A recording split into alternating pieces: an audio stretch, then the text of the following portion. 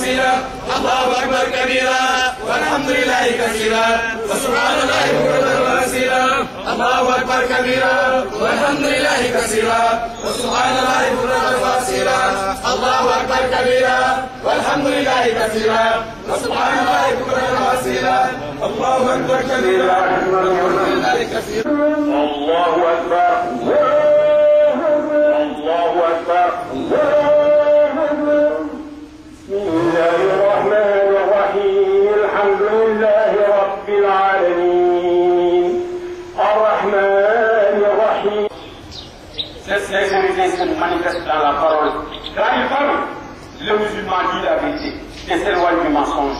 Il révèle un signe d'hypocrisie. Il ment quand il parle, n'honore pas ses promesses et abuse la confiance des autres. te yii ñu rek moo fi nekk lépp lu ñaaw tàmm nañ ko tey mbokkatee ba wala bàyyi bi ñu ko bu ñuy jëflante te ab julit bu ne jëflante ak moromu nitam war naa dëgg ci jëflante ba bu ñu jaay am bu naxee am bu dara dàqu boor na dàqu li ngeen digaale nag na sax wax yu ngeen digaale bu ba ci wëcci bu ko rob bu nekk bu ku nekk defee ci jëflante bi bu kenn def ci jëflante bi lu waral bàkkaar wala meru yàlla yàlla ci yàlla bu sën def bu gëm yàlla boo nee waaw sa waaw na nekk waaw soo nee déet déedéetam nay déet waaye waaw du la déet bu ngor du jub du diine ndax dale wóor ñi li nga wax kooku rek déetu la tere wax waaw nit ak nit dafa war a seet yàlla rek ci bépp jëflante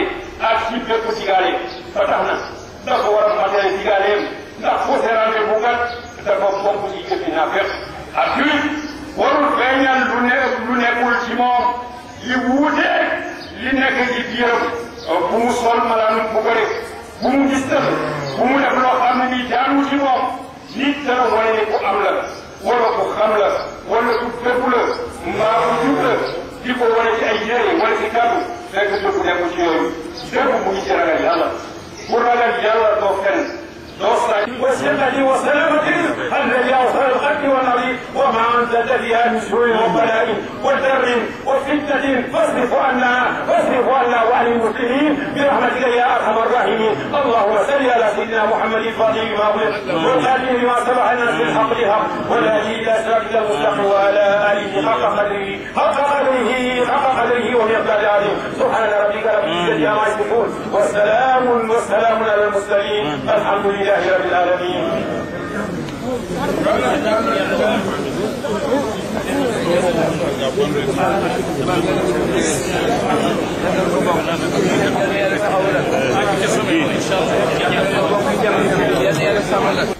Et surtout les terres qui sont bradées de gauche à droite.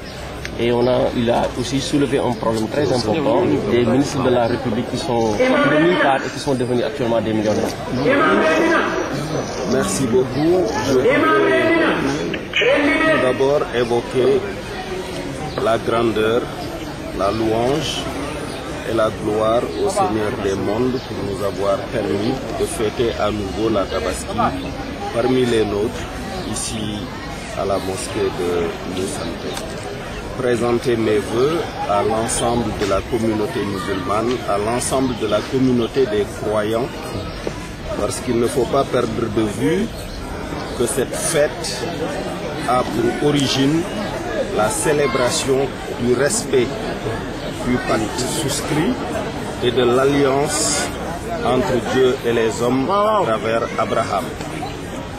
Ce que nous fêtons aujourd'hui, c'est le respect de l'engagement pris, le respect de la parole donnée et la volonté de sacrifier même son propre fils pour honorer un engagement pris. C'est cela que nous célébrons aujourd'hui, c'est ce respect de l'engagement souscrit et de la parole donnée que nous fêtons.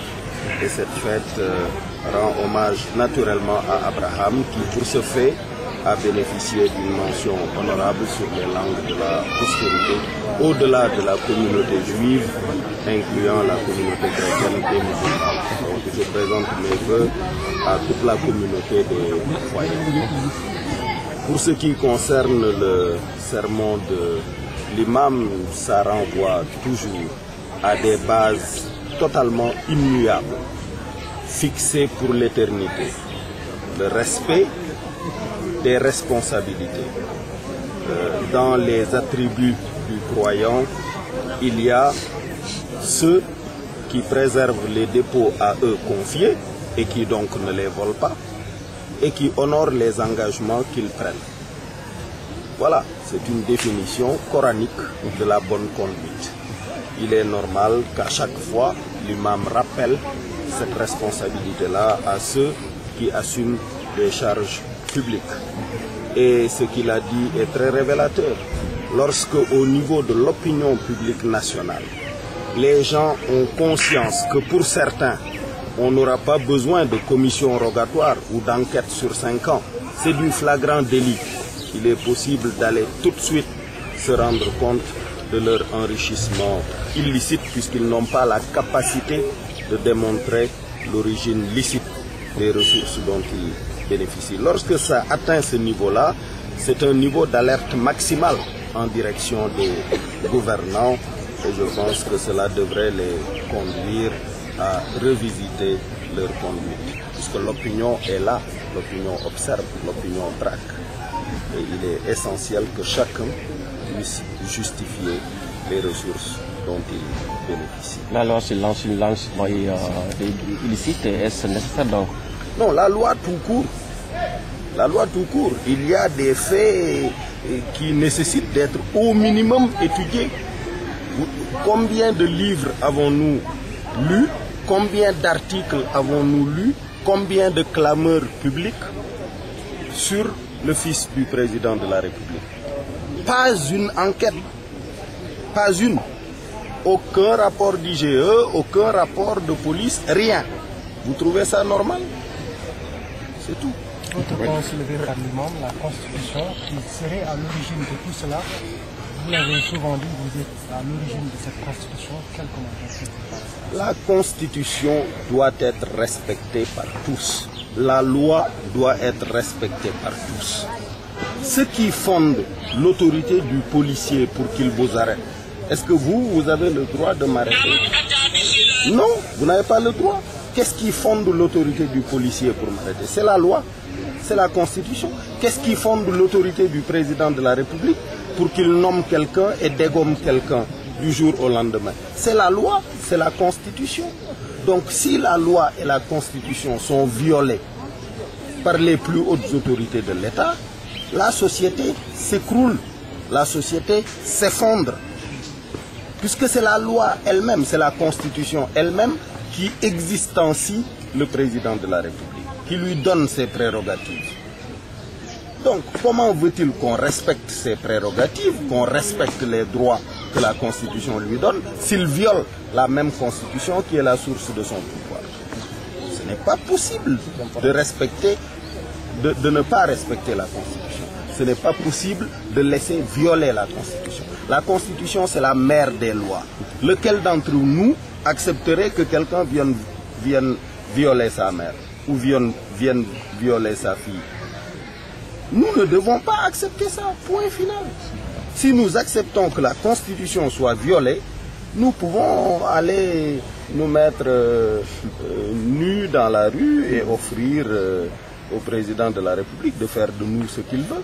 Nous ne sommes plus des citoyens, nous sommes des esclaves. Et ça, moi, en tout cas, je n'accepte pas. Monsieur le Président, ñu tënk ko ci wolof comme ni ko imam bi waxee wax na lu yaatu lu jëm nag ci wàllu réew mi nu mu taxaw rawatina ñi nga xamante ne ay wuruj ak maanaam dëppoo kees lañu fa nekke rawatina suuf si nga xamante ne ñu ngi koy saax-saaxee wax na sax ay ministres yi nga xamante ne tey paasu Ndiaga Ndiaye sax amuñu ko woon tey ji nekk ay millionnaires.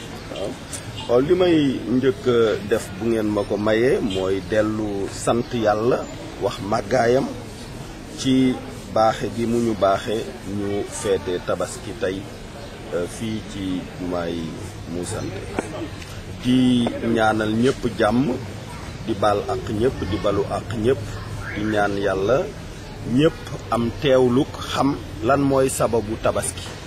Sababu tabaski yonent yàlla Ibrahima moo respecté engagement bu mu jëloon ci boroomam donte engagement boobu mënoon na koo yóbbee mu rey doomi boppam ji mu gënoon a bëgg mais respecter engagement respecter kàddu wax sax ca wax ja bañ a wax waxeet loolu mooy sababu tabaski loolu la ko yàlla gërëme ba remplacer Ismaïla ak xaru tabaski loolu respecter engagement dafa bokk ci màndarga sàmmoonteeg li ñu la dénk aussi dafa bokk ci màndarga li imam bi wax weesuwul alquran bokk na ci critères yi mu listé ci qad aflaha al mu'minun c'est-à-dire bienheureux sont les croyants qui font ceci qui font ceci qui font ceci ba egsi ci walladina hum li amanatihim wa ahdihim raa'un et ceux qui préservent les dépôts à eux confiés et qui honorent leurs engagements bokk na ci màndarga yi tax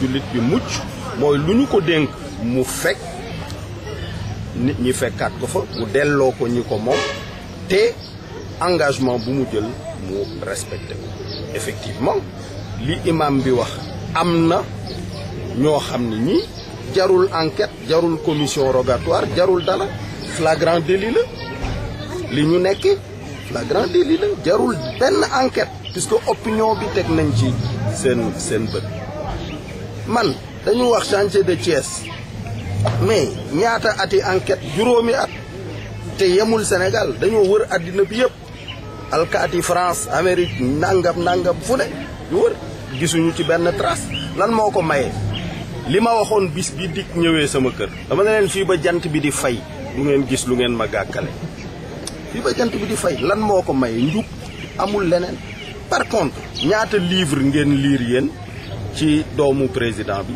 ñaata article est-ce que benn enquête police sax tàmbali nañ ko est-ce que benn enquête IGE tàmbali nañ ko ci plus de 400 milliards yu jaar ci loxoom mu dépensé ko dara amu ci mais mesure yooyu mooy lan donc bu fekkente ne nit ñi ñemewuñu wax li am respecté wuñu constitution bi dëkk amatu fi man sa moroom duma rek mooy xew donc loi ak constitution dañ ko war a respecté yemale ci ñëpp li nit ñi bokk nit ñi ñoo ko moom nit ñi lañu ko war a delloo c'est tout loolu mooy njub donc imam bi li mu wax génnul alxuraan rombul alxuraan wax na ko depuis des siècles jëfe rek moo ci des ak nit ñu am fitu di ko fàttali saa su nekk ñu ngi sant yàlla bi ko ci yàlla boolee moom imam nga xam ni jamono bu taxawee ci minbar bi di yàlla wax lay wax di yonent bi wax lay wax. waaw peut-être laaj bi jëm ci wàllu constitution bi ñoom xaw naa wax ni jafe-jafe yi ñàkk déggoo yi ñàkk leeru constitution bi xëy na moo ko waral lan ngay constitution. waaw jafe-jafe yi buy am rek ci réew ñàkk jëflanteeg li yoon tëral moo koy indi bu ku nekk respecté yoon rek dëkk bi mën a jaar ci yoon mën a dox loolu moo tax ñuy jox état jumtukaay yu ñu joxul kenn police gendarmerie armée tribunal kaso loolu li tax ñu def ko c'est pour que état dajale doole yi ñëpp pour teg ko ci kaw ki dëppoonte ki sàmmoontewul ak yoon waaw bu fekkente ne nag ki ñu teg doole ji ci loxoom moom mooy violer yoon moom moo ne du respecter constitution alors que li mu yor lépp ci kàttan constitution moo ko jox mais kon dëkk dootu fi am donc benn citoyen warul nangu ñu bañ a sàmmonte ak yoon alkaati bi lay téye ci tali bi téye la fa ay waxtu doo mën a dem lan moo ko may yoon a ko bind bu dul woon yoon yow mii amoo droit may dox nii ci mbedd mi nga téye ma amoo droit fekk ma sama kër jël ma ci sama biir njaboot dem denc ci ab kaso wala yoon mooy maye loolu donc yoon boobu di ko maye bu fekkente ne dañu ko violer société amatul ko am doole rek moo am donc loolu waruñu ko nangu jël suufu jàmbur daal di koy nangu ci sa coobare bopp parce que doomu président nga wala jarbaatu président nga mais ça c'est inacceptable totalement inacceptable wala kii neexu la nga ne naa ko teg doole yoon tëj ci kaso ay weer enquête àddina bi yëpp nga wër fa lu ne nga wax ko sa doomi bopp toog ci sa wet riir mi mbamb ko te benn enquête police sax defoo ko mais njubadi la voilà ñàkk a wax loolu ak ragal la puisque ñëpp ci teg seen bët ñëpp a ko xam donc du imam bi rek moo ko waroon a wax tey kër gu new kilifa ga waroon naa xutba njaboot gi wax leen njubadi googu nekk ci réew bi.